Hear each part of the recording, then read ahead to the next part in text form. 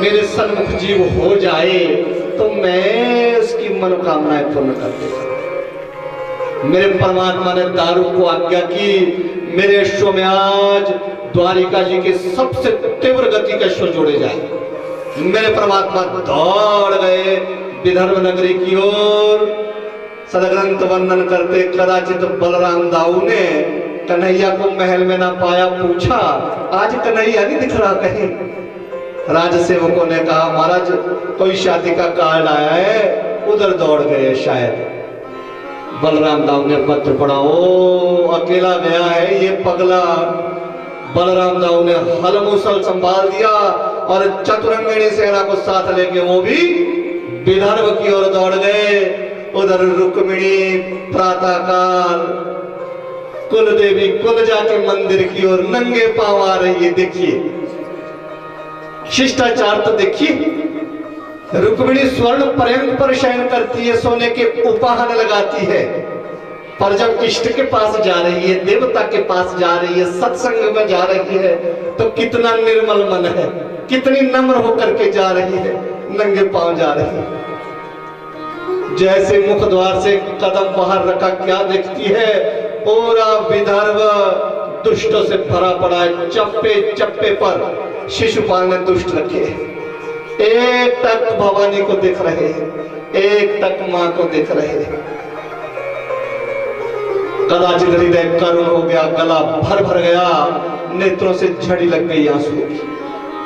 कदाचित असंख्य सहस्राधिक लक्षाधिक इन दुष्टों के बीच से कहां द्वारिकाधीश मुझे ले पाए। धीमे धीमे कदमों से अंबिका के उस देवालय की ओर बढ़े, मां का दर्शन किया, नेत्रों से झड़ी आंसू की लगी, चरणों पे गिर पड़ी। रुक्मिणी विनती करने लगी, निवेदन करने लगी, जय जय गिरिवर राज किशोरी,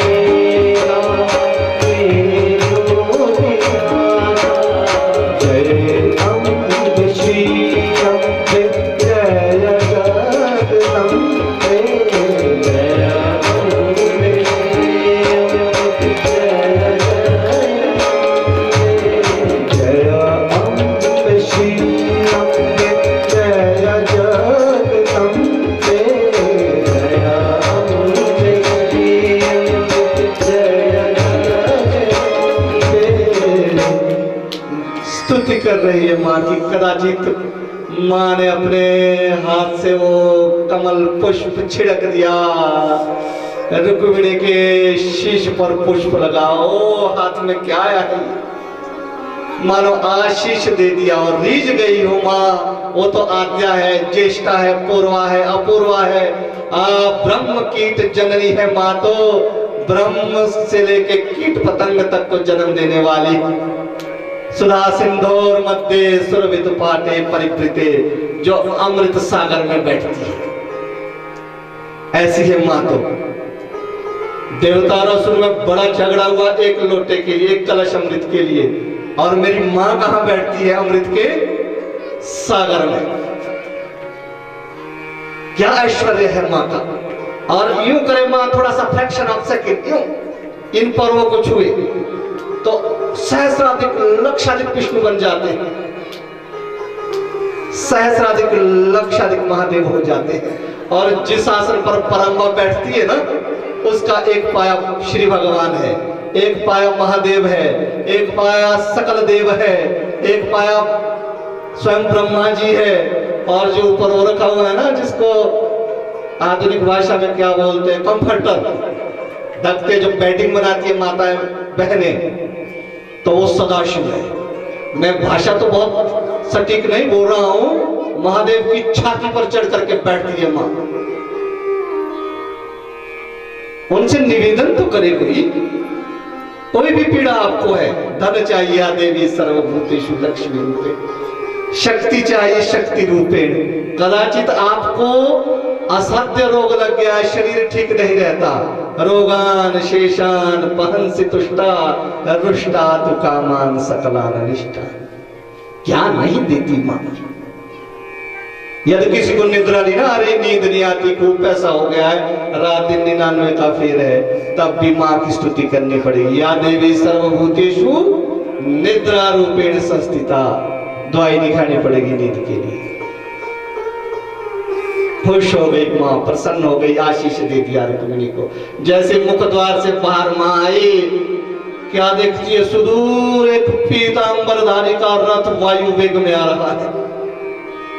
अभी 2 कदम चली ही थी मुख द्वार से कि परमात्मा का रथ सामने खड़ा हो गया। मेरे द्वारिकाधीश ने हाथ बढ़ाया, रुक्मिणी ने हाथ दिया, रथारूढ़ युगल हुआ। जैसे रथ द्वारिकापुरी की ओर मुड़ा, सहस्राधिक लक्षाधिक दुष्टों के बाण पीछा करने लगे परमात्मा का। मेरे परमात्मा ने सुदर्शन चक्र से सारे आयुध काट दिए, जैसे एक सिंह शेर अनेक सियारों के बीच से अपना शिकार ले जाता है। मेरे परमात्मा द्वारिकापुरी की ओर बढ़ने लगे, सारे दुष्ट पीछे पड़ गए। तभी आवाज आई सुदूर से, बोलिए द्वारिकाधीश भगवान की। मुड़ करके द्वारिकाधीश ने देखा बलराम दाऊ हल मुसल लिए खड़े हैं, चतुरंगिणी सेना है, खूब युद्ध हुआ महाराज। परंतु मेरे परमात्मा रुक्मिणी को द्वारिकापुरी ले गए। खूब उत्सव का वर्णन है, खूब आध्यात्मिक चर्चा है, पर हमको तो संकेत में जाना है आगे। 16,108 विवाह है परमात्मा के, तो अब आप देख लो, रात को 12 भी बज सकते हैं। अगर तो यहाँ की पद्धति से चलूं मैं, जैसे विद्वान यहाँ है, तब तो 2 दिन लग सकते हैं। महाराज इतनी त्रुटि नहीं होनी चाहिए, जो वेद विहित कार्य वैसा ही होना चाहिए, जितना मर्जी समय लगे। तो एक विवाह में अमूमन बाकी लोग 3 घंटे लगाते, तो मुझे लगता है यहाँ तो 5 लगता है। जिस विधान से सौभाग्यशाली है यहाँ के लोग। अनेक जगहों में सत्संग हेतु जाना होता है, बड़ी कमी आ गई है वेद विहित कार्य। सौभाग्यशाली है आप लोग, बड़ी निष्ठा से, बड़े वेदोक्त विधि से यहाँ यज्ञ हुआ करते हैं। बहुत कम यज्ञ मैंने ऐसे देखे हैं, मेरे भी बहुत बड़ी कथा की यात्रा असंख्य हो गई है, ऐसे यज्ञ बड़े कम देखने को मिलते हैं, जहाँ धैर्य भी है, श्रद्धा भी है, और विधि और विधान का बोध भी है। और ऐसे विद्वान लोग, नहीं तो क्या देखा जाता महाराज, जप भी हो रहा है और वज्रबट्टू भी चल रहा है साथ में, मोबाइल। अब ये नहीं पता जप किसका हो रहा है। पर यहाँ की विधि सुबह 4 बजे से क्या आसन लगते हैं महाराज। मेरे परमात्मा हर क्षेत्र को, हर स्थान को गेहे गेहे जने जने ये विधान दे, क्यों ना हमारा धर्म शिखर पर पहुंच जाए। भागवत जी वर्णन करती है, मेरे परमात्मा दूसरा विवाह करने जा रहे हैं। यादवों में सत्राजित नाम के एक यादव सूर्य की महान उपासना की, और एक श्यामंतक नाम की मणि मिली, प्रतिदिन 8 भार सोना देती है, और उसकी चमक करोड़ों सूर्य की तरह है। इस कथा को इसलिए भी सुनना आवश्यक हो जाता है, ये भाद्रपद मास में शुक्ल पक्ष की जो चतुर्थी है ना, उसका दर्शन धर्म ग्रंथों में निषिद्ध माना गया। उसको हम कलंक चतुर्थी कहते हैं।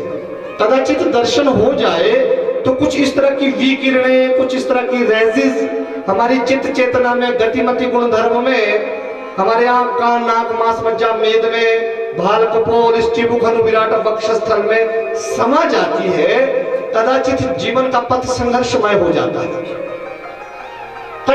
कठिन हो जाता है, काठिन्य आ जाता है जीवन में, कार्य अंतिम अवसर पर कहीं रुक जाएंगे। कदाचित शास्त्र तो यहाँ तक कहते हैं वृथा विवाद भी जीवन में हो सकता है, जो आपने मन में भी नहीं सोचा, कोई ऐसा कलंक भी लग सकता है।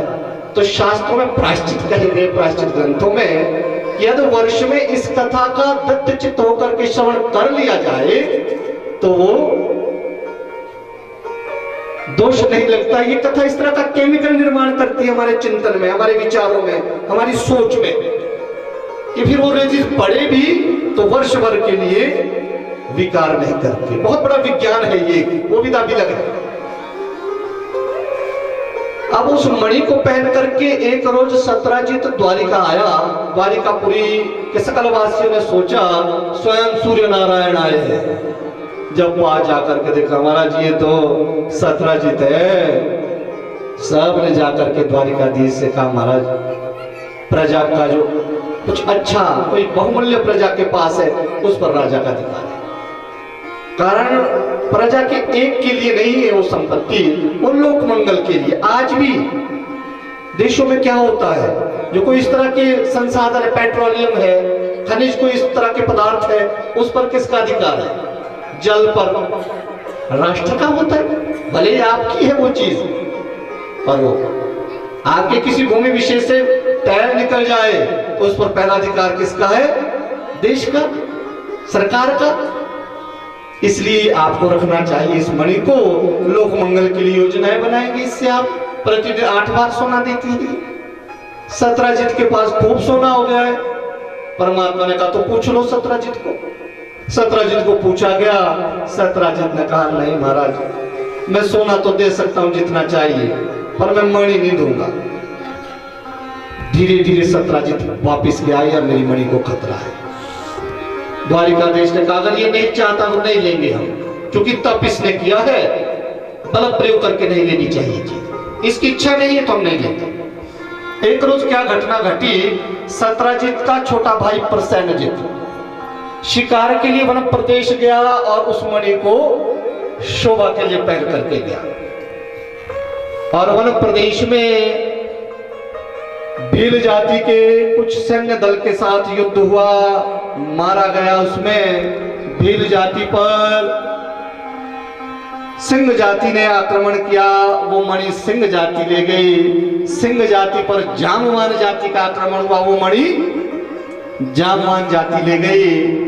बहु तेरे जब दिन हुए, कदाचित सत्राजित प्रसेन को खोजने गए, मणि तो नहीं मिली, पर प्रसेन का मृत शरीर लेकर वापस आ गए। और जो देह हुआ, रात्रि में अपनी पत्नी से कहा देखो देवी, पर तो मना बोलना किसी के पास, क्योंकि हम द्वारिकाधीश के राज्य में हैं।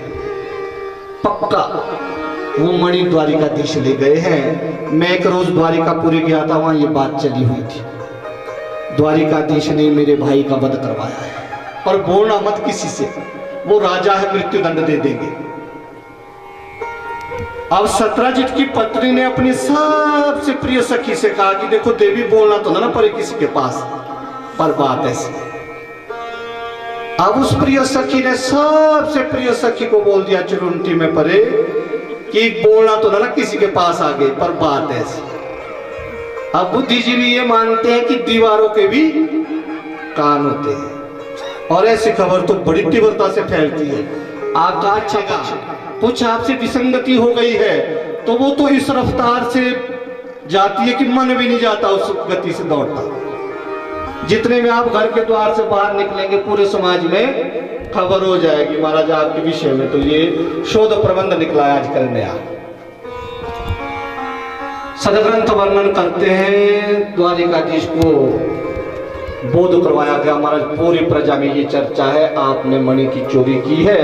लोग तो अब इतना कहने लग गए हैं कि बचपन की आदतें कहाँ जाती है। जब छोटे थे ना, ये पुराना बायोडाटा निकाल दिया आपका गोकुल का, कि तब जब छोटे थे तो हर घर में जाके माखन चोरी करते थे, अब बड़े हो गए तो चोरी भी बड़ी करते हैं थोड़ी।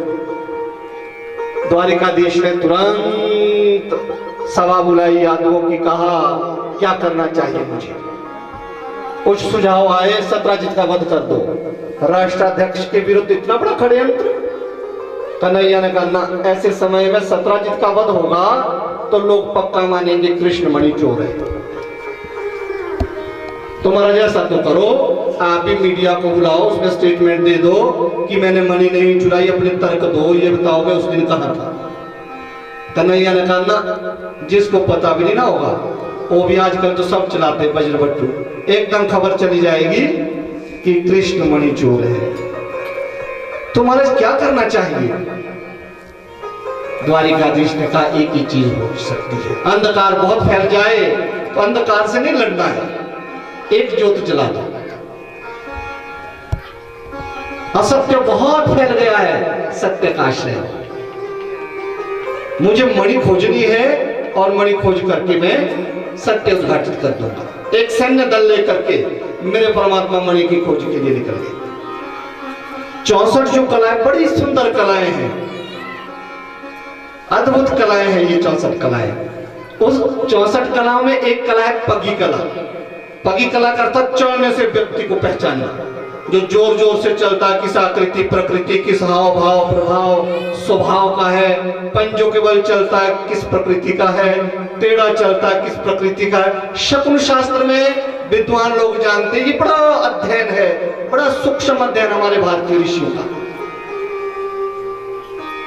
भागवत जी वर्णन करती है, परमात्मा पगी कला को जानते हैं। उन्होंने सबसे पहले प्रसेन के चिन्ह पढ़े चरणों के, और जहां वो समाप्त हुए वहां से भील जाति के चिन्ह चले, भील जाति के चिन्ह समाप्त हुए, सिंह जाति के चिन्हों को पढ़ते हुए परमात्मा आगे बढ़े, और जहां वो समाप्त हुए वहां से कदाचित जामवान जाति के पद चिन्हों को पढ़ते हुए परमात्मा गए। वो चिन्ह एक गुफा के बाहर समाप्त हो गए। परमात्मा को लगा अवश्य वो मणि इस गुफा में है, पर उस गुफा की विशेषता थी, एक समय में एक ही व्यक्ति जा सकता था उसमें। परमात्मा ने कहा मैं स्वयं जाऊंगा, यदि 21 दिन तक मैं बाहर ना लौटूं तो आप द्वारिकापुरी जाएं, तो राष्ट्रीय शोक की घोषणा कर दे, ध्वजा आधा झुका दे वहां, पर मैं प्रयास करूंगा 21 दिन तक बाहर आने का। मेरे परमात्मा कई योजन विस्तार वाली उस गुफा में बढ़ गए। सुदूर एक चमक दिखाई दी, करोड़ों सूर्य के समान। मेरे परमात्मा जान गए ये मणि की चमक है। जैसे ही दौड़ करके परमात्मा उस चमक की ओर गए, एक कन्या, एक राजकुमारी बड़े जोर से चीखने लगी। उसके चिल्लाने की आवाज सुनकर के जामवान जाति का एक विराट योद्धा बड़े क्रोध से परमात्मा पर टूट पड़ा। हद हो गई महाराज, 21 दिन युद्ध करते हुए हो गए।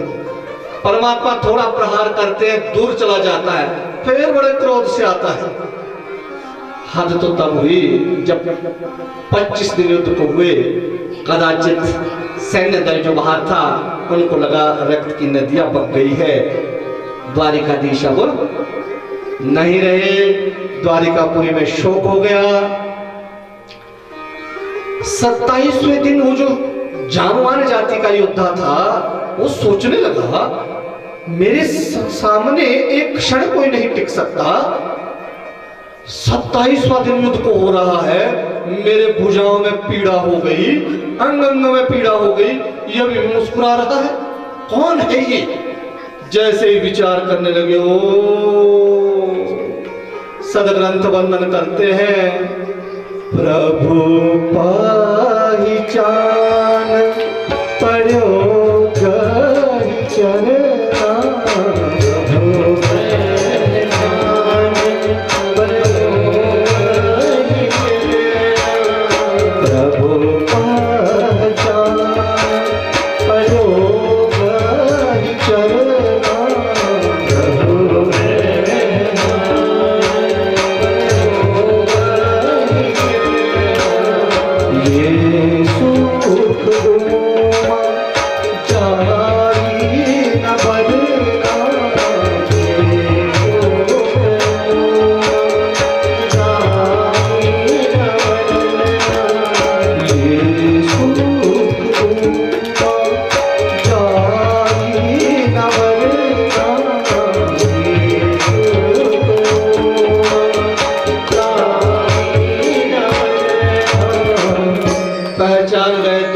द्वारकाधीश को चरणों में गिर गए।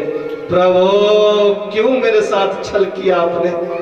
मुझे नहीं जानते आप। आपने तो वर दिया था त्रेता युग में जब आप राम थे, मैं जामवंत हूँ प्रभु। त्रेता युग का आपने कहा था द्वापर में दर्शन दूंगा तुम्हें, क्यों छल किया मुझसे? परमात्मा बोले तूने अवसर ही कहां दिया पगले, तो टूट पड़ा मुझ पर। पहले दिन अगर ये विचार कर लेता तो मैं भेद खोल देता। आज तेरा क्रोध शांत हुआ। जिस दिन हमारे अंदर से क्रोध लोभ मोह चला जाए, परमात्मा तो हमारे पास ही है। हम तो हम हृदय सन्निविष्टो, मुझे कहां ढूंढता है? पर ये विकार तो निकाल दे कदाचित। कुशल क्षेम पूछ करके जामवंत ने कहा प्रभु सेवा बताइए। परमात्मा ने सारी व्यथा कथा कही। मैं मणि के लिए आया। जामवंत ने हाथ जोड़े, प्रभु मैं मणि नहीं दे सकता, प्राण दे सकता हूं पर मैं मणि नहीं दे पाऊंगा। क्यों जामवंत? मुझ में बड़ा धर्म संकट है। क्या धर्म संकट है? मैंने संतान मोह से ये मणि अपनी बिटिया को दान कर दी है।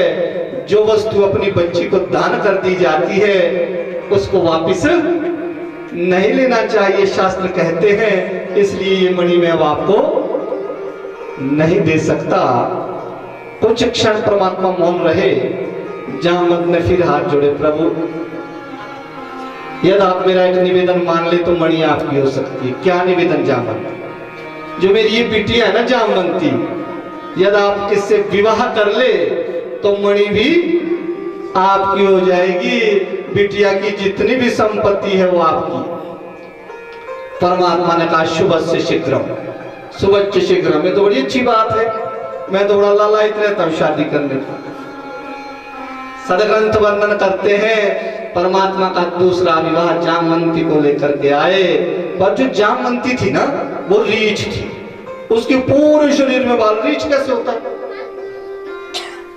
जब द्वारिका लाए सारी रानियों ने देखा कि विवाह करके आ रहे हैं, पता नहीं कैसे कुमारी ला रहे हैं। और परमात्मा ने घूंघट लगाया हुआ, एक भी कुछ भी भागंग नहीं दिख रहा। सबसे पहले रुक्मिणी आई, प्रभु दर्शन तो करवा दो। परमात्मा ने देखी कैसी बड़ी एडवर्टाइजमेंट की कि देखो रुक्मिणी ये अद्भुत है जो मैंने अब की बार शादी की है। इसके जैसी है ही नहीं कोई रानी, पूरे द्वारिका में कोई है ही नहीं नारी ऐसी जैसी मेरी जामवंती है। कदाचित रुक्मिणी को भय हो गया कि मैं पट्ट महिषी हूं, सबसे बड़ी रानी हूं। यदि कहीं मेरे से भी सुंदर हुई ना तो ये पहले नंबर में आ जाएगी। अब क्या करूं? शक्ति से कुछ युक्ति लड़ानी होगी। जैसे जामवंती ने प्रणाम किया ना रुक्मिणी को, रुक्मिणी ने सोचा कि अगर मेरे से ज्यादा सुंदर होगी तो ऐसा वर दे कि मेरे जितनी हो जाए। अब वर दिया कि मेरे जैसी हो जा। जैसे ही घूंघट निकाला जामवंती भी रुक्मिणी की तरह हो गई। परमात्मा की 16,108 रानियों में 2 रानियां जुड़वा लगती थी, रुक्मिणी और जामवंती। सदग्रंथ वर्णन करते हैं मेरे परमात्मा की 8 पट्ट महिषिया, सुलक्षणा, मित्रवृंदा, सत्या और 16,100 रानियां। सदग्रंथ वर्णन करते भौमासुर का आतंक, दुर्जन, दुष्ट, दस्यु, दुर्दांत सकल मही के राजाओं पर आक्रमण करके संपत्ति और संतति को छीनता है। उनकी बेटियों को भी, उनकी रानियों को भी लाता है। उसके यहाँ कारागृह में 16,100 रानियां हैं। परमात्मा ने भौमासुर का वध किया, सारी रानियां मुक्त हुई, परंतु एक बड़ी विडंबना हो गई। ये सारी रानियां परमात्मा के द्वार पर आ गई। प्रभु आपने दुष्ट का वध किया, अच्छी बात। आज के बाद किसी की संपत्ति संतति नहीं लूटेगी, पर हमारे लिए तो अब आत्महत्या के सिवा कुछ रह नहीं गया।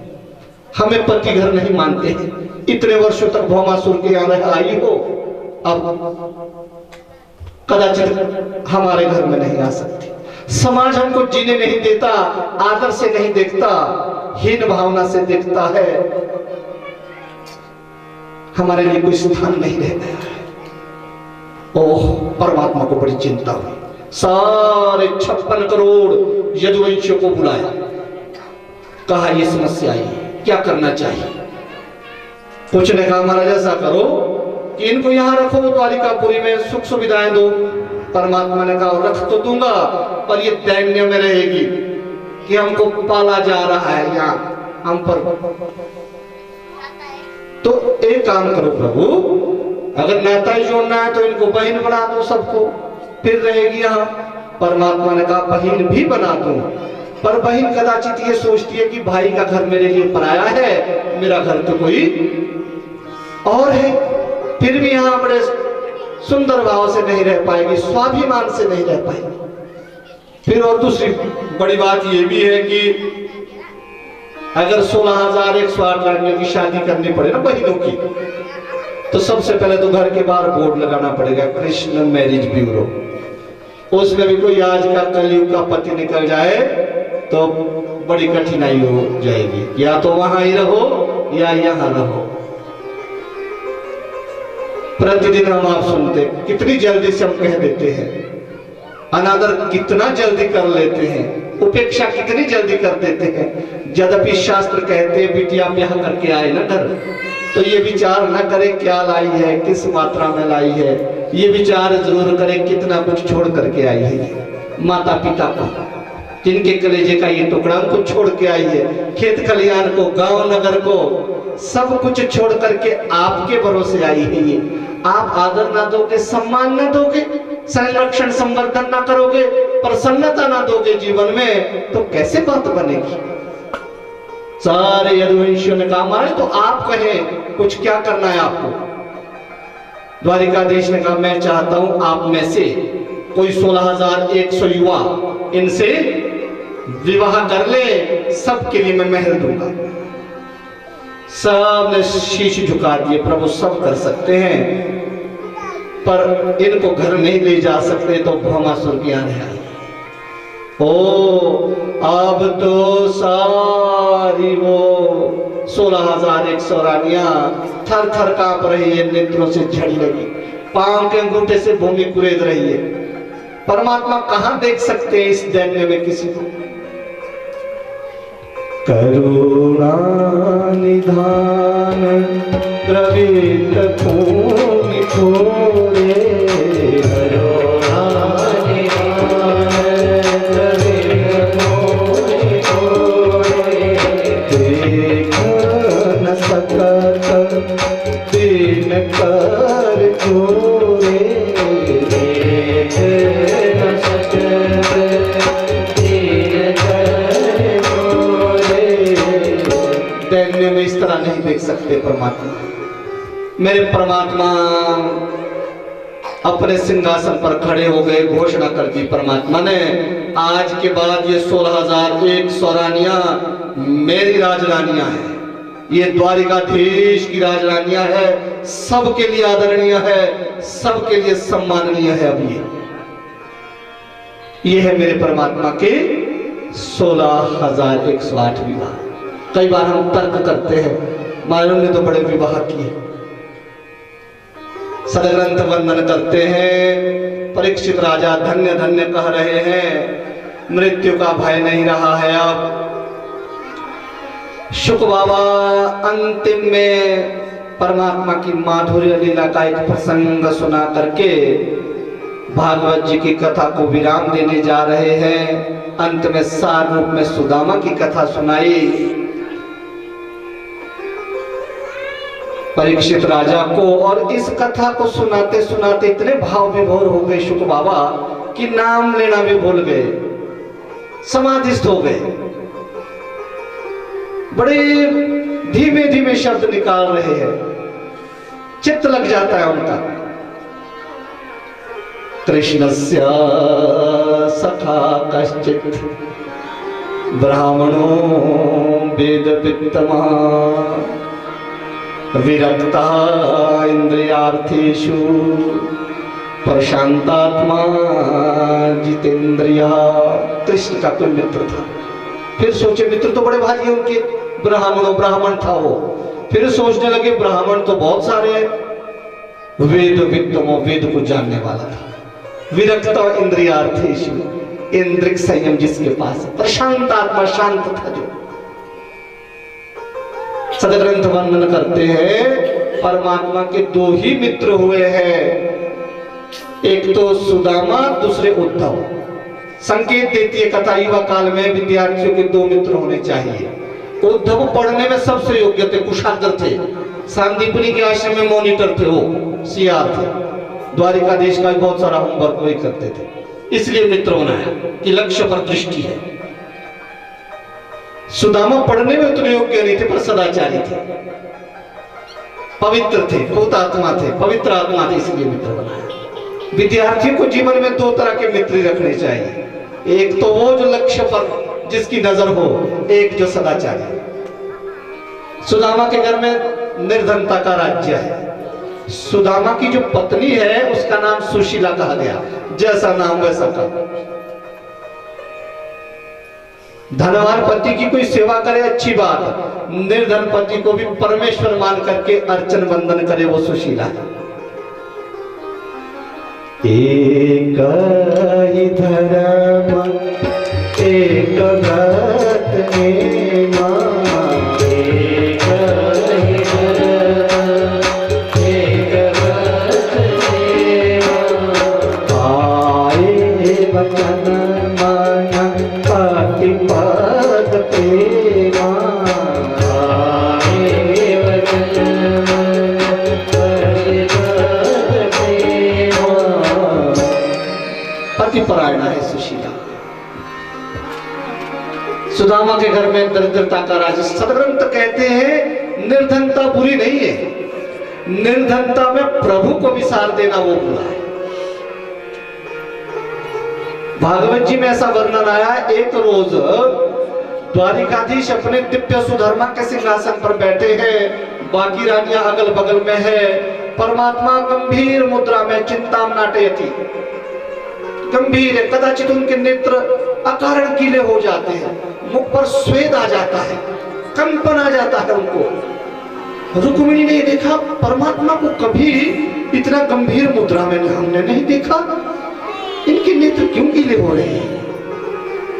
नहीं रहा गया रुक्मिणी से, पास जाकर के पूछा, देव भगवान क्या चिंता है आपको, क्यों आपके नेत्र बार बार गीले हो रहे हैं? द्वारिकाधीश ने कहा, देवी न जाने क्यों आज कोई धुंधली समृद्धि ऐसी आ रही है, मेरे सन्मुख जो भी आया मैंने सबको कुछ ना कुछ दिया है, पर एक कोई ऐसा कोई धुंधली सी समृद्धि आ रही है, कोई मेरा भक्त है, कोई मेरा निजी है, वो कोई दारिद्र्य में लग रहा है कुछ, अब उसका कुछ दिख नहीं रहा, ज्ञान भान ध्यान संज्ञान नहीं हो रहा, कौन है ये? अकारण परमात्मा के नेत्र झरझर झरझर झर जार जार भरने लगे, झड़ी लग गई आंसू की। ओह देवी आओ, ये तो मेरा मित्र सुदामा है, योग बल से देख रहे हैं, इतने दारिद्र्य में। ये देखो देवी, उसकी पर्ण कुटिया बवंडर आया और उड़ गई, छोटे छोटे बच्चे तिनके ढूंढ रहे हैं कुटिया के, एक एक दाना उठा रहे हैं रात्रि भोजन के लिए। क्या स्थिति हो गई है इस मेरे मित्र की, क्या कारण रहा? 40 वर्ष तक मुझे ये याद नहीं आया, मेरे स्मरण में नहीं आया ये, ना ये पगला स्वयं आया मेरे पास, ये तो मेरा मित्र है। परमात्मा का धैर्य डोलने लगा, इसके जीवन में इतना बड़ा काठिन्य कैसे आ गया? जैसे योग बल से देखा, ओ मां अन्नपूर्णा ने शाप दे दिया है इसको, कदाचित दूसरों के हिस्से खा गए सुदामा, एक गलती हो गई। 40 चने दिए गुरु माता ने, 20 अपने हिस्से के खा लिए, 21वां जब मुख में डाला तो परमात्मा ने याद दिलाया, सुदामा आवाज आ रही है कहीं, कट कट की आवाज आ रही है। सुदामा बोला, शीती है, ठंड है बहुत, इसलिए थोड़े दांत कड़कड़ा रहे हैं। मन ही मन परमात्मा बोल रहे हैं, कड़कड़ाते रहेंगे इस जीवन में। शास्त्र संकेत देते, दूसरे के हिस्से निकालिए। आपको जो अन्न औषधि मिली है, आपसे अधिक परिश्रम करते कुछ लोग, वो तो फुटपाथों पर ही रहते हैं, उनको तो 2 वक्त का भोजन नहीं मिलता। आपको जो मिला है उसमें कईयों के हिस्से, परिवार का हिस्सा, परिजन पुरजन इष्ट मित्र बंधु बांधव, शास्त्र तो यहाँ तक कहते पशु पक्षी परिंदों के भी हिस्से है। बांटे आपने, दिए हैं वापिस हो। कभी आपने क्या माना आपके लिए मिला ये सब कुछ? आपके बहाने से परमात्मा कितनों को देना चाहते हैं। कभी घर में सत्संग करवाया है, पूजा पाठ किया है? कभी सेवा की है किसी की, उपेक्षित की, अभावग्रस्त की, दीन की, दरिद्र की, अंत्योदय की जो अंत में खड़ा है? आपको बड़ी जिम्मेवारी से परमात्मा ने छत फोड़ के दिया था। अन्नपूर्णा, बड़ा वर्णन आया, अन्नपूर्णा कब कब नाराज होती है। बड़ा दिव्य ज्ञान है, हमारे गृहस्थ के लिए तो अद्भुत है। किन किन परिस्थितियों में अन्नपूर्णा नाराज हो जाती है। भोजन कैसे बनाना है, कैसे परोसना है, क्या नियम घर में होने चाहिए, अन्यथा अन्नपूर्णा नाराज। भोजन तो मिलेगा पर उस भोजन से विकार आएगा, मन मस्तिष्क में, चित्त चेतना में द्वेष आ जाएगा, क्रोध लोभ मद मत्सरता आ जाएगी, राग द्वेष अविद्या अभिनिवेश आ जाएगा, हठ जिद दुराग्रह आलस्य प्रमाद आ जाएगा। तो समझ लीजिए अन्नपूर्णा का दोष है। एक छत के नीचे संवाद बंद हो जाएंगे, भाई भाई में, पिता पुत्र में, पति पत्नी में, समझ लीजिए अन्नपूर्णा का दोष लगा है। परिहार के उपाय भी बतलाए हैं, परंतु हमको थोड़ा आज बहुत सारी विसर्जन की क्रियाएं होनी है। हमारे सदग्रंथ वर्णन करते हैं, परमात्मा को लगा ये बड़ा स्वाभिमानी है, ये नहीं आएगा यहाँ मेरे पास, मुझे ही जाना होगा इसके पास। दौड़ पड़े परमात्मा, वेश बदल के गए, ब्राह्मण रूप में गए। जैसे पर्णकुटी के बाहर मेरे परमात्मा गए, कदाचित सुदामा आज घर पर नहीं है, सुशीला घर पर है। परमात्मा ने अलग जगाया, भिक्षाम देही। सुशीला ने देखा ओ घर में तो एक दाना नहीं है, फिर भी क्या कह रही है, देव भगवान रुकिए आप, मैं भी व्यवस्था करती हूँ। यूं ही कड़छी घुमा रही है बर्तन में खाली, भूख हो ना जाए अतिथि घर से। परमात्मा समझ गए, देवी यदि समय लग रहा है तो जल्दी पिला दो। सुशीला ने सोचा काम बन गया, बात बन गई। दौड़ करके मटकी ली और मुख द्वार की ओर दौड़ी, जल तो पिला लूं अतिथि को। जैसे मुख द्वार के पास पहुंची, पांव फिसल गया, मटकी फूट गई, जल गिर गया। ओ कितना अभागा है मेरा भाग्य भी, जल भी नहीं पिला पा रही है। परमात्मा ने कहा कोई बात नहीं देवी, एक वचन ही दे दो। क्या वचन दे सकती हूं मैं? जब तुम्हारे पति घर आए ना तो उनसे कहना द्वारिकाधीश से मिल ले एक बार। विप्रदेव क्या वो जानते हो? हाँ वो मित्र है द्वारिकाधीश के, इसलिए उनको वहां एक बार भेज देना, ये वचन दे दो। वचन दे दिया सुशीला ने। सुदामा घर आए, कदाचित सुशीला ने कहा देव भगवान आप द्वारिकाधीश के मित्र हैं? हाँ देवी साथ पड़े हैं हम तो आपने आज तक बताया नहीं कभी, तो क्या बताना इसमें? और हम आपका अगर सचिवालय में पियून भी जानने वाला है तो गर्जना करते हैं समाज में कि मुझे बताना कोई ट्रांसफर वगैरह करवानी होगी। मेरे तो सारे जानने वाले हैं।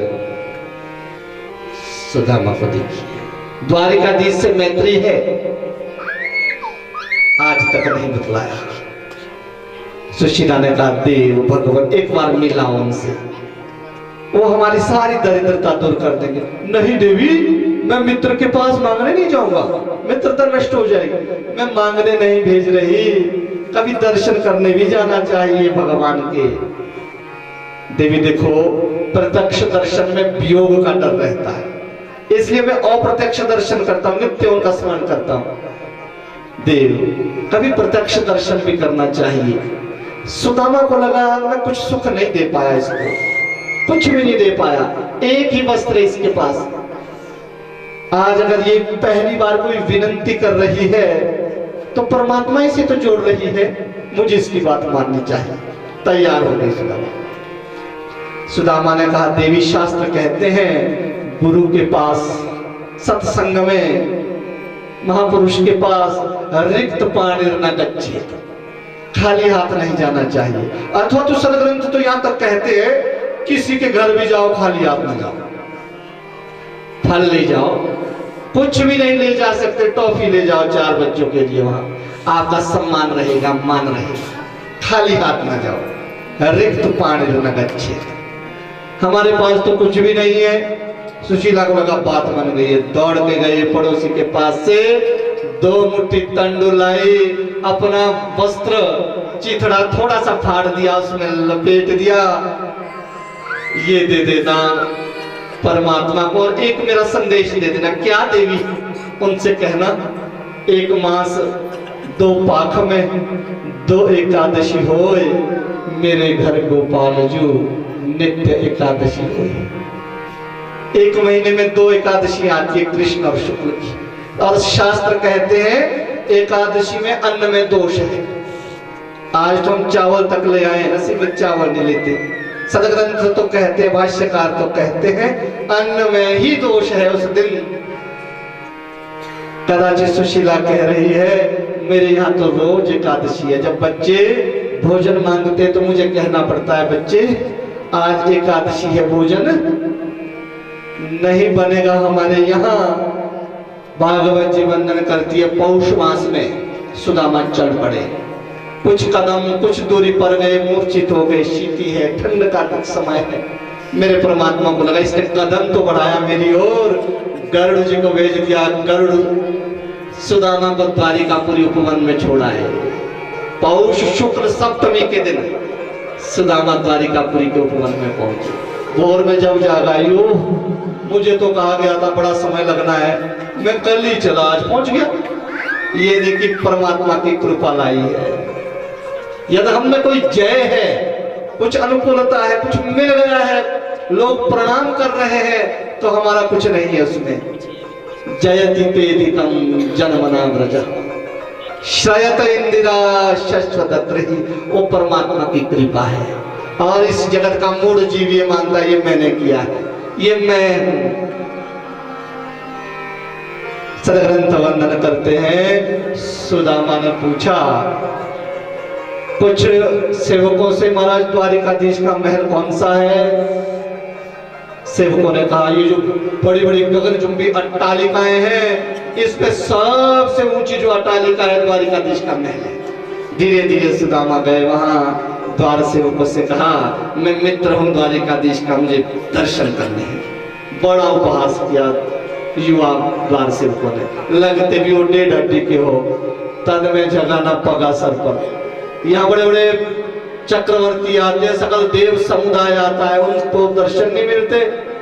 ऐसा करो पास में सत्यभामा का महल है, वहां लंगर लगा हुआ, भोजन पाओ, दक्षिणा लो, कुछ हमारे से चाहिए वो भी लो और निकलो। आज पहली बार सुदामा को अपनी निर्धनता पर पीड़ा हुई। आज सोच रहे हैं दरिद्रा मरणाद मरणमया रोचते न तु दारिद्र्यम, मरण और दारिद्र्य में से कुछ चुनना होता तो मैं मरण चुनता। मेरे पास एक ही स्वाभिमान था, मैं किसी के यहाँ मांगने नहीं गया, आया चकमत लिया मैंने। आज मेरी पत्नी ने वो स्वाभिमान भी छीन लिया। सुदूर आए उपवन में, मुख में हाथ रख के जार जार रोने लगी।